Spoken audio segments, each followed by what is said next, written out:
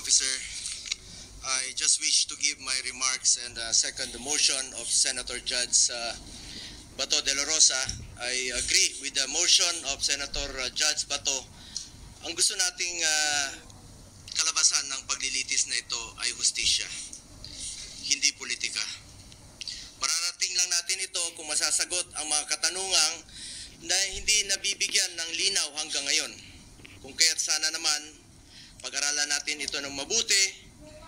Tama na hindi dapat ito patagalin, pero hindi rin dapat ito madaliin.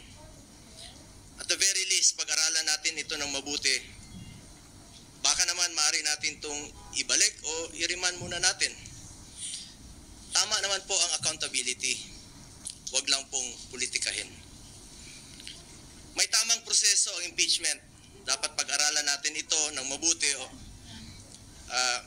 Under Article 11, Section 3 of the 1987 Constitution, a verified complaint for impeachment may be filed by any member of the House of Representatives or by any citizen upon a resolution or endorsement by any member thereof, which shall be included in the order of business within 10 days and referred to the proper committee within 3 session days thereafter. On December 2, 2024, the first impeachment complaint endorsed by members of the House of Representatives was filed before the Secretary General of the lower house. Second and third impeachment complaints were filed in the succeeding days, duly endorsed by members of the House. Under Section 3 of the House Rules of Procedure in Impeachment Proceedings, a verified complaint for impeachment shall be filed with the Office of the Secretary General and immediately referred to the Speaker. Despite this rule, Mr. Presiding Officer, the 3 impeachment complaints filed were never referred to the Office of the Speaker. Instead, a 4th verified impeachment complaint signed by more than 200 congressmen, which now constitutes the articles of impeachment, was transmitted to the Senate. This brings into question the legality of such move when the Constitution provides that no impeachment proceeding shall be initiated against the same official more than once within a period of 1 year. Para sa ordinaryong mamamayan at lalo na sa aming mga binigyan ng tungkulin na maging senator judge sa paglilitis na ito, this opens up a lot of questions. At ang iniiwasan natin ay yung magpapasya tayo sa isang bagay na makakaapekto sa buhay ng bawat Pilipino. Makakaapekto sa trabaho natin na makatulong sa tao. Tapos hindi naman pala dumaan sa tamang proseso. Yes, we are senator judges tasked to decide on this matter, and we took an oath to be impartial. But this matter, whether it went through the right process or not, should be first decided upon and settled with no question prior to that. We are all for accountability. In fact, maganda nga sana mapakita ng accused at ng accusers kung may ebidensya ba o wala. Pero bilang mga mababatas, dapat siguraduhin alinsunod ito sa batas at tamang proseso. Dapat hindi na circumvent ang batas. Dapat nasunod ang due process at ang rules. Hindi pwedeng shortcut. Justice delayed is justice denied, and justice conducted the wrong way is no justice at all. Anong nangyari sa 3 naunang impeachment complaints? Bakit hindi ito agad na-refer sa Speaker's Office? Bakit hindi ito isinama sa order of business within 10 session days? At bakit hindi ito inirefer sa tamang komite within 3 session days after its inclusion in the order of business as mandated by our Constitution? Tila dinribo lang ito at hindi pinaandar ang shot clock. Parang hindi po ma-technical sa oras. Sa basketball nga, hindi pwedeng puro dribble lang. May shot clock po yan at may oras na dapat mong obserbahan. Pangalawang issue na dapat bigyang linaw ay kung maaari bang tumawid ang impeachment case sa 20th Congress. This is the first time in our history that an impeachment case was filed nearing the expiration of a legislative Congress. The reality is, we do not have enough time to finish the impeachment trial this Congress, mag-aabot na po ang 19th at 20th Congresses at magkakaroon na ng new set of senator judges by June 30. Maging tayo, hindi magkasundo kung paano bang tumawid ito sa next Congress o hindi. Mr. Presiding Officer, ilan lang po ito sa katanungan na legality na hindi pa nasasagot. Mayroon pa pong pending sa Supreme Court challenging the legality of the impeachment case. Baka masayang lang ang oras natin dito if in the end this complaint suffers from constitutional infirmities. Let us focus on what is important for our people that we serve. Hustisya sa tamang paraan at serbisyo na makakatulong sa mga Pilipino. Yun po ang kailangan ng taong bayan. Yun ang dapat pagtuunan ng pansin. Mr. Presiding Officer, para sa akin, mas mabuting unahin natin ang tunay nating trabaho. Ang pagseserbisyo sa taong bayan, maraming nasasayang na oras sa isyong ito na hindi naman mapapakinabangan ng ordinaryong Pilipino. This issue has already been too divisive. Ilang buwan na po. Mag-focus sana tayo sa pangunahing mandato ng legislatura. Ang gumawa ng mga batas at magsulong sa mga programa na tunay na tutugon sa mga pangangailangan ng ating mga kababayan, lalong-lalo na po yung mga mahirap at walang ibang malalapitan kundi ang gobyerno. Marami pa pong mga pending bills pa po hanggang ngayon na hindi pa natin natatapos with one working day na lang po. Baka hindi pa po may papasa. At ito po ay mapapakinabangan ng mga kababayan natin. Dapat yan po ang ating unahin. As raised by some of our colleagues yesterday, that in as far as the impeachment case is concerned, based on the results of the recent midterm elections, I believe the Filipino people have decided at ang kanilang desisyon, mas gusto po nilang tutukan natin ang trabaho at serbisyo. Tama na, tigilan na natin ang pamumulitika. 3 taon na lang po matatapos na ang termino ng Vice Presidente. Election na naman at antayin nyo lang sana. Ang importante sa ating mga kababayan ay may pagkain sa kanilang hapagkainan. May matibay na healthcare system na kayang tumugon sa pangangailangan ng may sakit, disenteng trabaho at marangal na pagkakakitaan, dekalidad at abot kayang edukasyon, at ang katiyakan at panatag na ligtas silang makakauwi kahit sa gabi. Hindi naman nakakain itong impeachment. Sana pwede ninyong i-considera at the very least, bago tayo maglitis dito, siguraduhin muna natin na nasa tama na prosesong tinahak natin dito. At the very least nga, sabi ko, marahil pwedeng ibalik o i-remand muna na ito sa pinagmulan sa House of Representatives dahil marami pang ang katanungan ang legally hindi nasasagot. Mas mabuting siguraduhin natin na sumunod sa proseso ang anumang kaso na ating diringgin para hindi masayang ang ating oras. Sangayon po ako na hindi natin ito dapat patagalin. Kahit si Vice President Sara Duterte gusto naman harapin ang kaso, ngunit wala ring dapat may gusto na madaliin po ito. Paano kung magsimula na tayo ngayon at magdesisyon ang Supreme Court na unconstitutional ang ginawang procedure ng House of Representatives? Paano kung sabihin nila na hindi pwedeng tumawid sa 20th Congress? Ano ang magiging aksyon natin? This puts us in a possible conflict with the decision of the Supreme Court. We must be prudent about this matter. Mr. Presiding Officer, I just want to reiterate, hindi ko po tinatalikuran ang aking sinumpaang mandato. Tungkulin ko yan as Senator Judge kahit araw-araw tayong maglitis dito. But we would also be remiss of our duty kung hindi natin siguraduhin na dumaan ito sa tamang prosesong nakasaad sa ating konstitusyon. At kilala ko po ang mga Duterte, Mr. Presiding Officer. Hindi sila tumatakas sa accountability, hindi sila tumatalikod sa hamon ng buhay. Hindi sila tumatalikod sa kanilang tungkulin. Maraming beses nang sinabi ni dating Pangulong Duterte na handa nga siyang sumagot at harapin ang mga inaakusa sa kanya pero dito po sa ating bayan, hindi sa ibang bansa.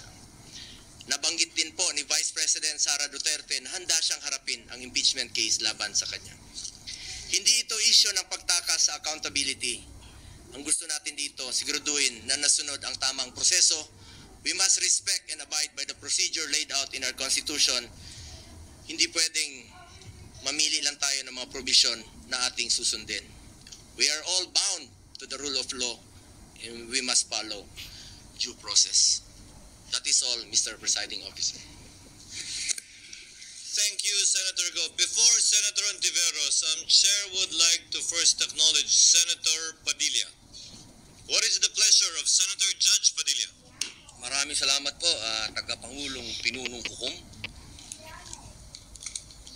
Mga mahal kong hukom, alam ko po na napakainit at napakamabigat ang hangin dito sa ating bulwagan.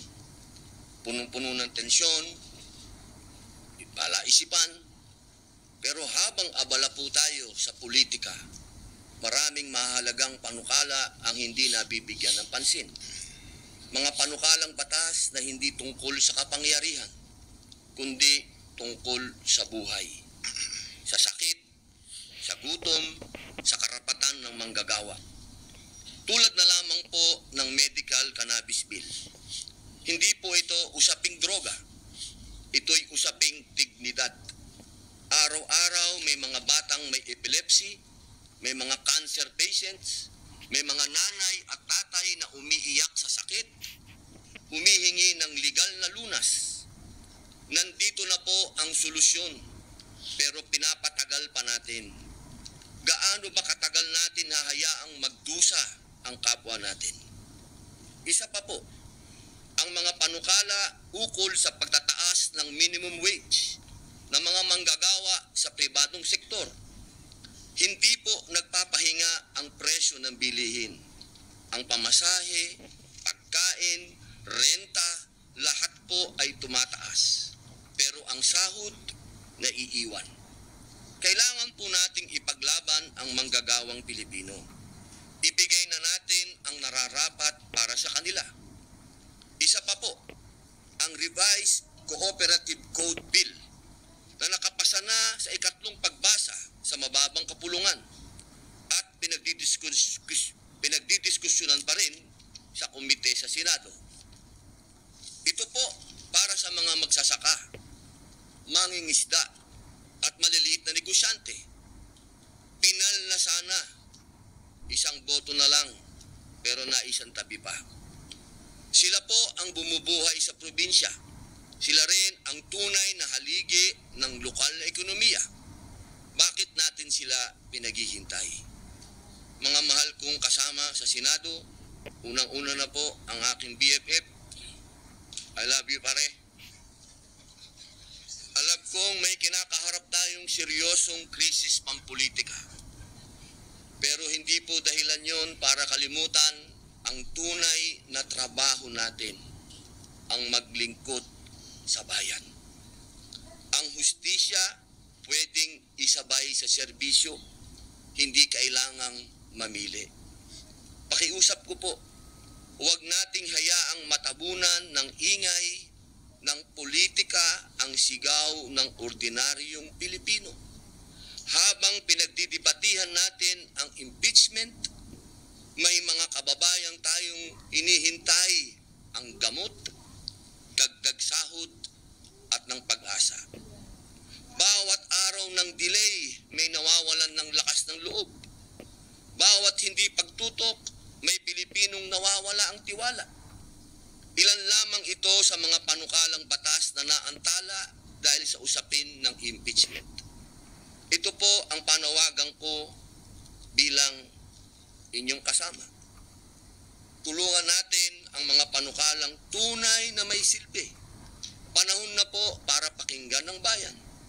Naniniwala po ako na ang pag-usad ng impeachment ay hindi makabubuti sa ating bayan.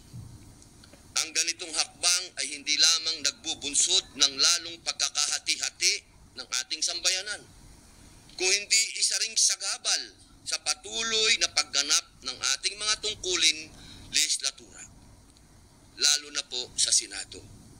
Sa halip na ituon natin ang ating oras, talino at lakas sa mga panukalang batas at programang makatutulong sa pagbangon ng ating ekonomiya at kapakanan ng mamamayan, tayo'y nalilihis sa usaping hindi agarang dapat aksyonan. Napapabalita pa nga na bumagsak po ang ating net foreign direct investment inflows ng bansa mula Marso ngayong taon dahil sa political instability. Pati na rin po ang ating turismo sa bansa. Mula Enero hanggang Abril nitong taon, ang dami ng dumarating na turista sa bansa ay bumaba ng 0.82% kumpara noong nakaraang taon. Lahat po ito political instability. Mga mahal kong kasama, ang impeachment na ito ay napakarami ding tsismis, napakaraming iskandalo ng tungkol sa bayaran, sa alok, ng kung ano-ano. Dahil po dito, muli po, inihikayat ko ang aking mga kapwa lingkod bayan na bigyang prioridad ang pagkakaisa, katatagan ng ating institusyon at kapakanan ng sambayan ng Pilipino. Maraming salamat po.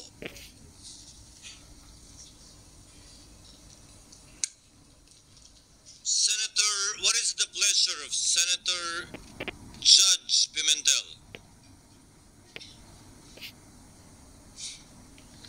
Since there is a motion, I think, Mr. President, and the motion is to dismiss the entire impeachment case. So this representation has no choice but to object to the motion. And if I can, just like the movement, if I can also now give my reasons, Mr. President. The gentleman, Before that, with the indulgence of the minority leader. what is the pleasure of Senator Judge Cayetano? Just to clarify the motion before we debate on it, because I heard Senator Bongo second, but he also stated that okay then i-remand.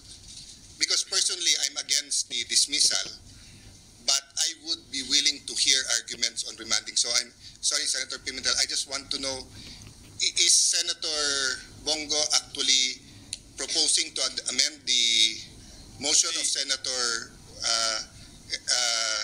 Judge Bato, and is Judge Bato amendable to that? Sorry.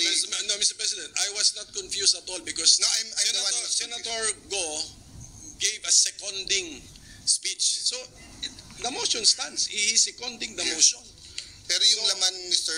The reason I want to ask, because I will second, I will object with Senator Pimentel kung dismissal, but I will listen to the arguments kung remanding to the, no. So may I ask, With the Senator, permission with of your the permission. Senator Judges to have the floor, may we hear from the principal movement? Senator Bato is recognized. Mr. President, my motion stands. I am for dismissal of the impeachment case, and I don't know if I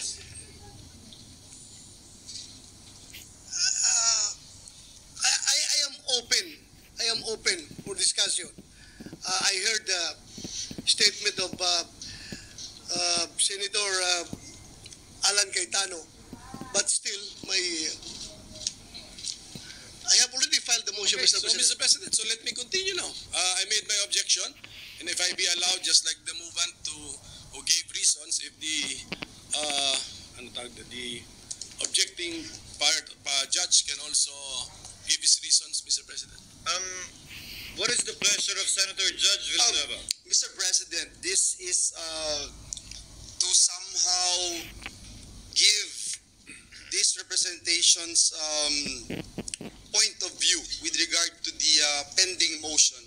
And as I made mention a while ago, Mr. President, I am also objecting, Mr. President, respectfully, but hope springs eternal, Mr. President. Bigla kong narinig yung binanggit ni Senator Alan and Senator Bongo, and if I'll be able to explain later after the minority leader, perhaps representation would be able to encourage and influence the original movement of the motion.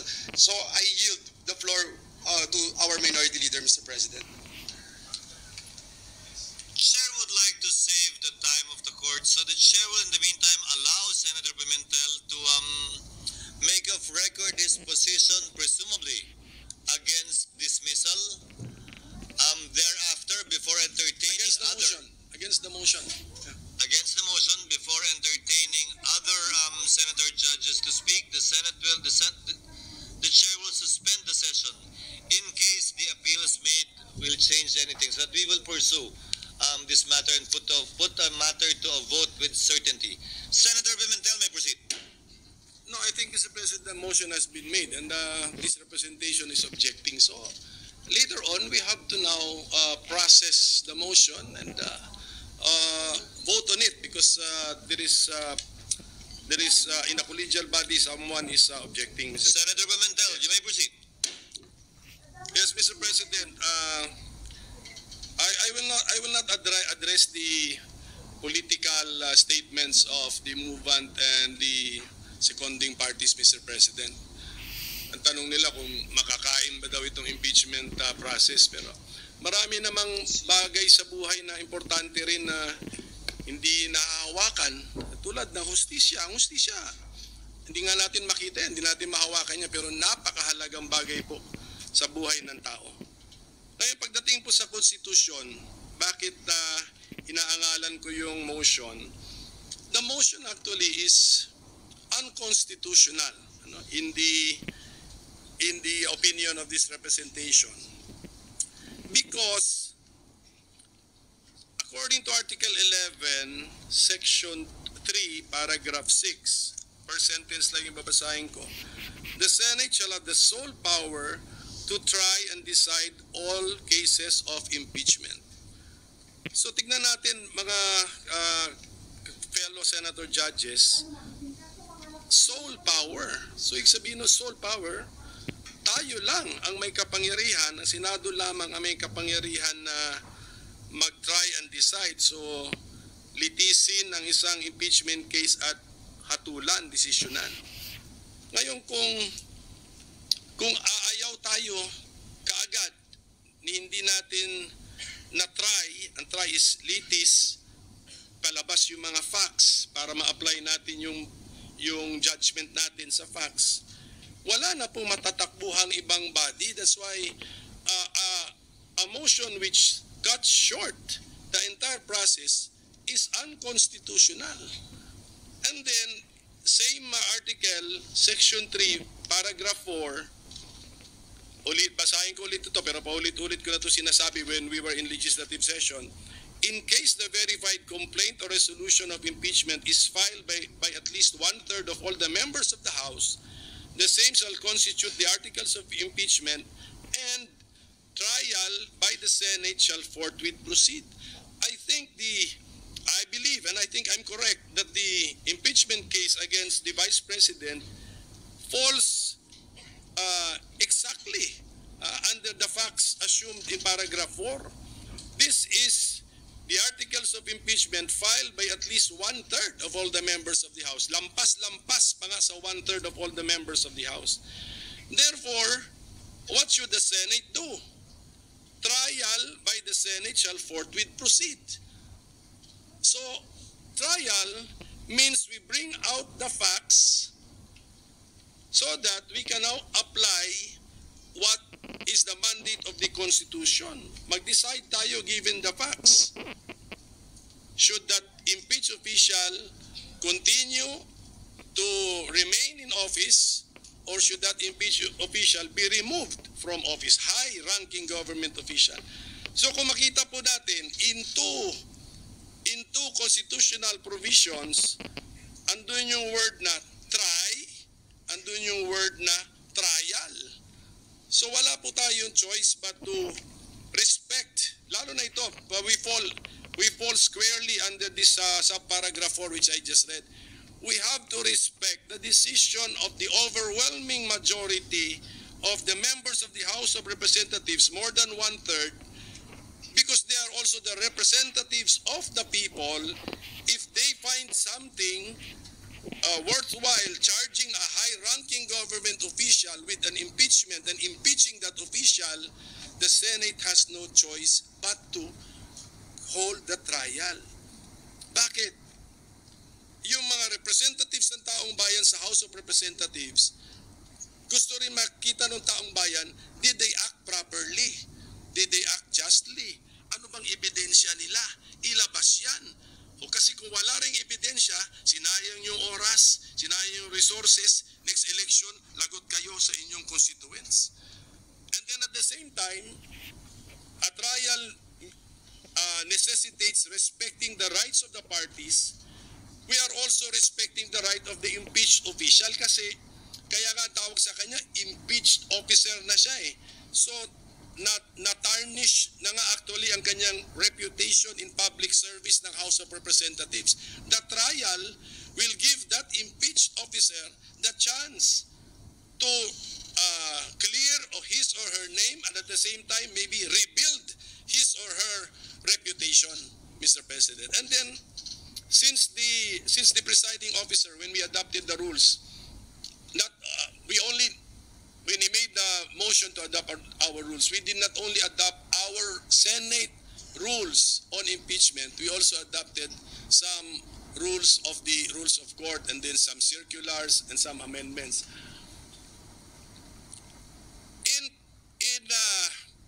In a court proceeding, ito by analogy, we are actually like a court. In a court proceeding, since the judge should observe the cold neutrality of an impartial judge, yung mga pagkakamali or pagkukulang alleged sa complaint, sa information, it should be the affected or aggrieved party which should raise that before the judge or before the judges in a collegial body. Yun po yung tamang kilos ng cold, neutral, and impartial judge. Let the parties point this out to us. Therefore, even if you want to entertain this, although ako sabi ko it's unconstitutional, we cannot entertain this, in the normal court processes, this may even be premature to entertain because let's await the answer to be filed by the impeached official. Tignan natin if she, the impeached officer, will point this all to us. And then, sabi ko nga, ang daming facts na kailangan natin malaman. Did yung mga 10 days, 3 days, and then it requires familiarity with the rules of the House.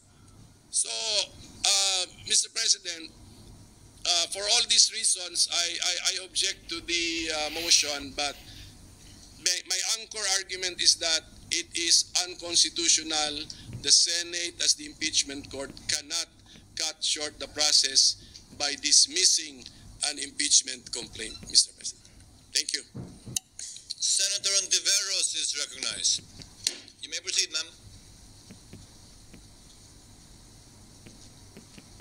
Salamat po, Mr. Presiding Officer. I too object to the motion of Senator Judge De La Rosa. A motion to dismiss is not found. Hindi po nahahanap itong motion to dismiss sa Rules of Procedure on Impeachment na literal ka-adapt lang po natin. At kung mayroon man, hindi Senator Judge ang magre-raise nun, kundi ang defendant. Si Vice President Sara Duterte ang dapat mag-raise niyan.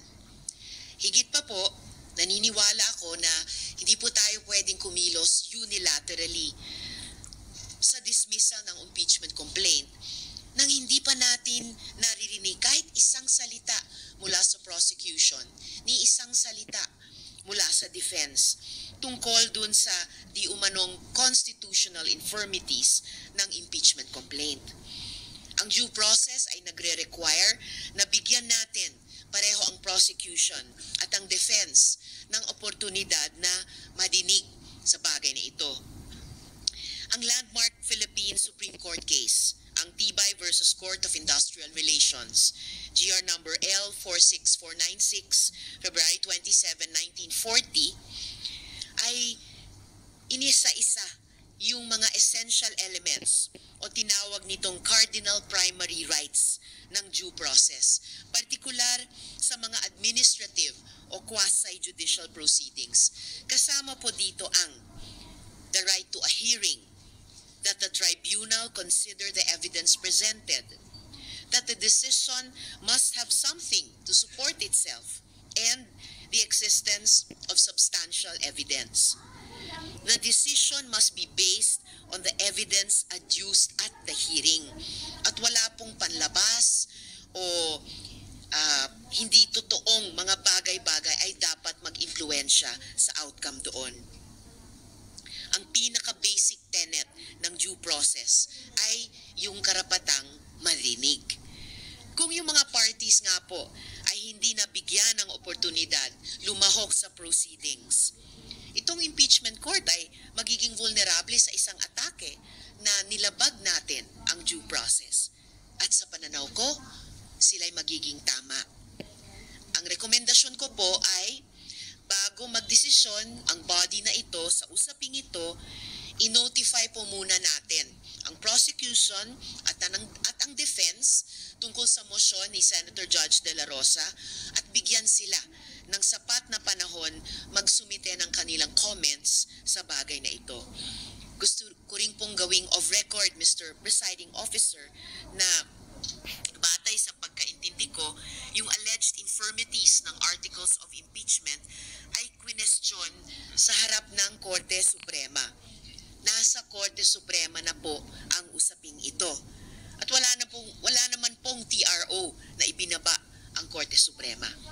Mr. Presiding Officer, maintaining the view that the parties should comment on the question made before this body, para po sa akin, ang impeachment court ay dapat lamang po tayong mag-rule sa motion pagkatapos nating ni-require yung parties mag-comment dun sa motion ni Senator Judge De La Rosa within that sufficient period of time as the good presiding officer may determine.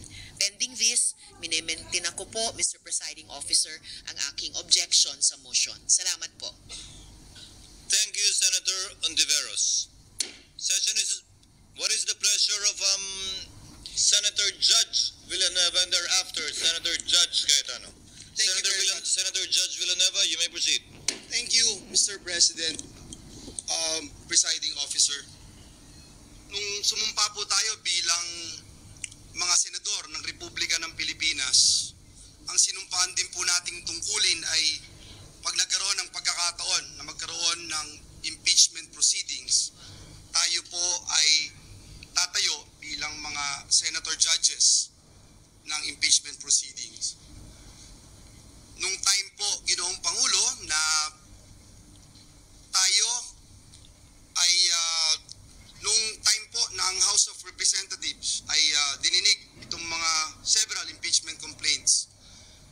Natatandaan ko yung tatay ko, Ginoong Pangulo, hindi po siya pumirma, not just because he doesn't believe in the impeachment complaint, but because he knows for a fact that his son will stand as one of the jurors, as one of the judges, Mr. President.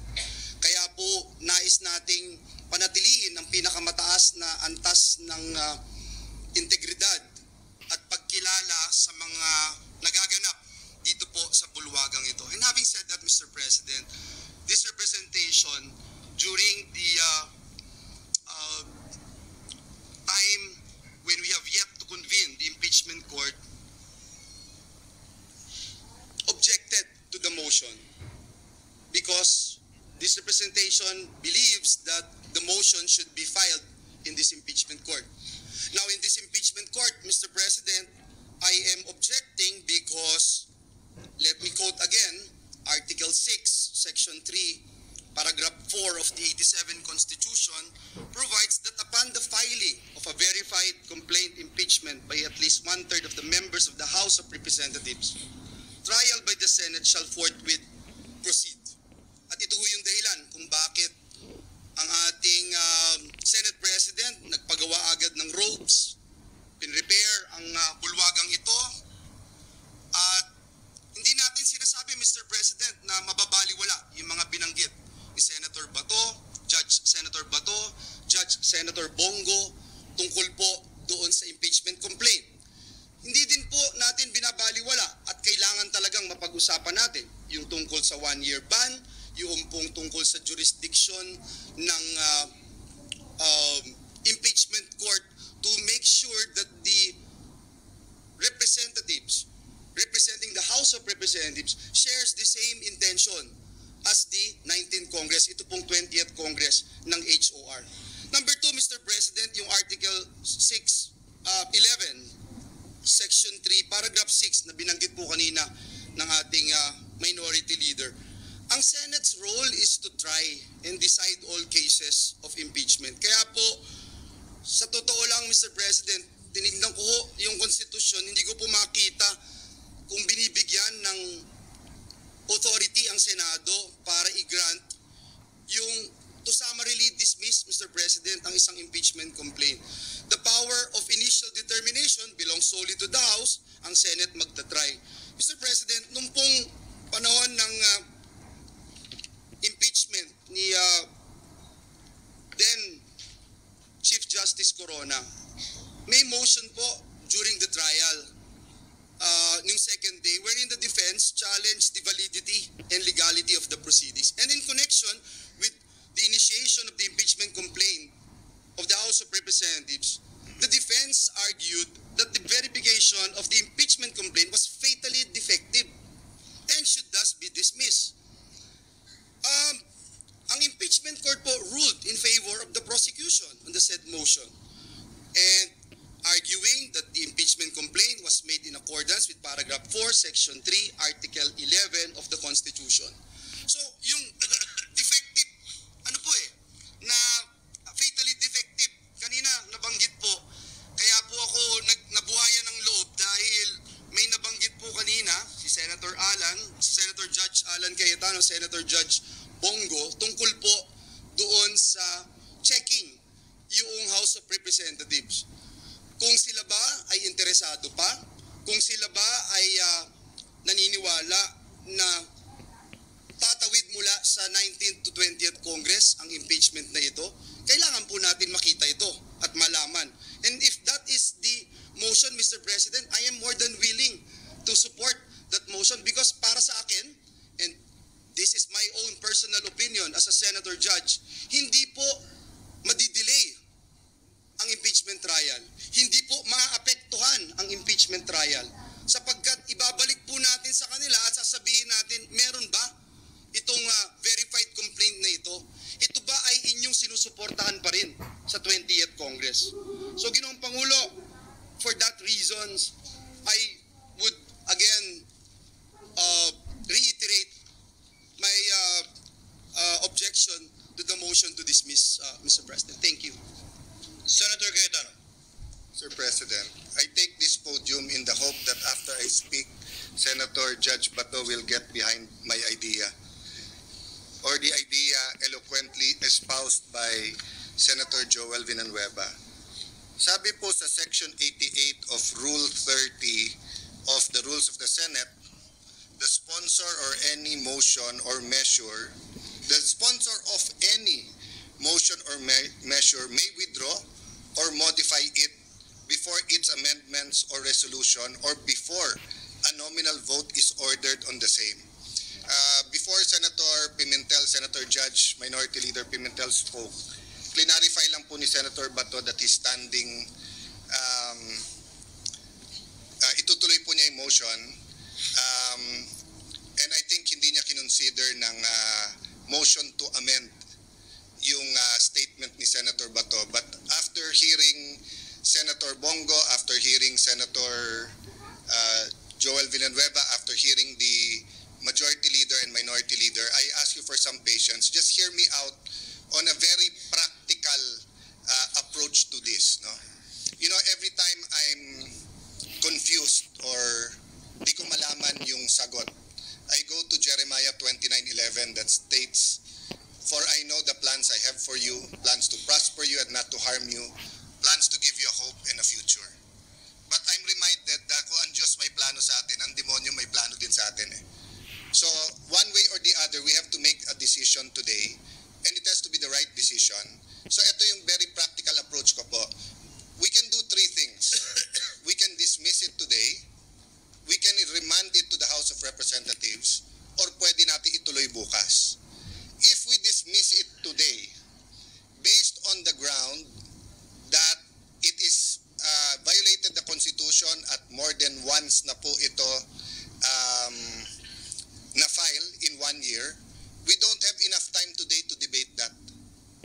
As the minority leader said, yes, we can take judicial notice of the dates, pero I wanna see the documents. Kailan ba talaga nag-file, sino, final, etc. So aabot tayo bukas and even tomorrow with 23 opinions dito.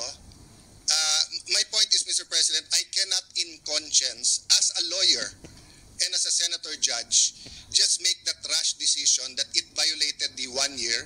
I mean, ngayon ko lang nalaman na pwede yan, or if we were thinking about it the last few days, pero ang Supreme Court nakailang araw na, nakailang linggo na, hindi rin nagdedesisyon pa. So, mabigat tong puntong ito. That's my appeal to Senator Bato, na mabigat desisyonan ng dismissed based on it has not been filed, that we violated the Constitution na mahigit isang beses tong final. Yes, may mga Supreme Court decision. That's why I'm ready to consider it. Kung wala kasing Supreme Court decisions, walang mag-guide sa atin eh. Kung unang beses to na hinaharap natin ng impeachment at 4 ang final, whatever we decide, pupunta sa Supreme Court eh. Pero ilang beses na to pumunta sa Supreme Court eh. So meron ding guide, but do we have enough time right now? Second po, handa ba ang prosecution? Ang makakasagot lang po nun, not even the re-elected prosecutors. Remember po, magkakaroon pa ho ng session sa umaga ng SONA sa July. At mag-e-elect pa ng speaker. And based on that, i-confirm pa nila kung itutuloy nila to o hindi. Of course, by all indications now, itutuloy. But why will I assume that? Why will I also assume na 4 yung final? Hindi ko nakikita pa yung lahat ng dokumento, pero lahat ng briefer nandito. Kung talagang kailangan mag-decide today, they give us a few minutes, we'll take judicial notice or ask our very able secretariat. No? The third is that hindi daw pwedeng tumulay sa 20th Congress. Pero lahat tayo po ay nag-agree na hindi natin mapipigilan ang 20th Congress na i-take up to. So bibilisan ko na po ha. If we dismiss it today, pwede ba mag-file ng motion for reconsideration yung prosecutors? If yes, kailan nila ipapile to? Tomorrow. Kung hindi tomorrow, sa 20th na to. So all the arguments na sinabi ni Senator Bato, totoo din, dun na yon. Okay. If ituloy naman natin tomorrow, babasahin yung articles, bibigyan ng 10 araw, mag-issue ng summons, bibigyan ng 10 araw na sumagot ang akusado or yung the Vice President who's been impeached, and then pwede yung prosecutors 5 days, aabot na tayo ng June 30 nun, hindi pa nagko-convene ang 20th Congress until the day nung SONA.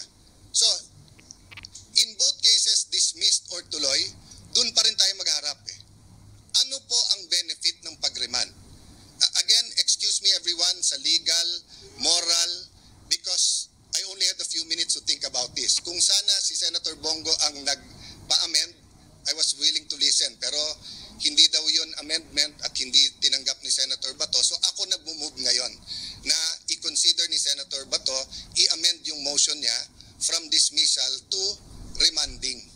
No, I cannot move myself na i-remand because may pending motion now. But I can ask him to amend his motion. And why will remanding be in the interest of justice and consistent with our oath of political neutrality? Kasi ang mangyayari nito, hindi pa binabasa yung articles of impeachment bukas, babalik to sa House of Representatives. Hihingin natin ngayon na isa-certify nila na hindi nila violate yung 1 impeachment per year. Number 2, by the time they answer sa 20th Congress, prosecutors na ng 20th Congress ang mag-affirm na interesado kami na itutuloy namin to. And by that time, the 12 senators po who have joined the 20th Congress will have the wherewithal and the say-so how to proceed. So, I'm just looking from it from a practical point of view. It might not sit well with my colleagues. If I wasn't a lawyer, perfect yung aking pong sinasabi. But being a lawyer, kailangan ko rin pag-isipan. Pero tignan niyo po from a practical point of view. Pag dinismiss natin to ngayon, may ibabalik din nila, Senator Bato. I-file din nila. Pagka naman hindi natin dinismiss, doon din ang mangyayari. Pag niremand natin, may mangyayari. May malalim ng pag-iisip ng mangyayari dito. That's why I'm asking Senator Bato if he will again consider amending his motion.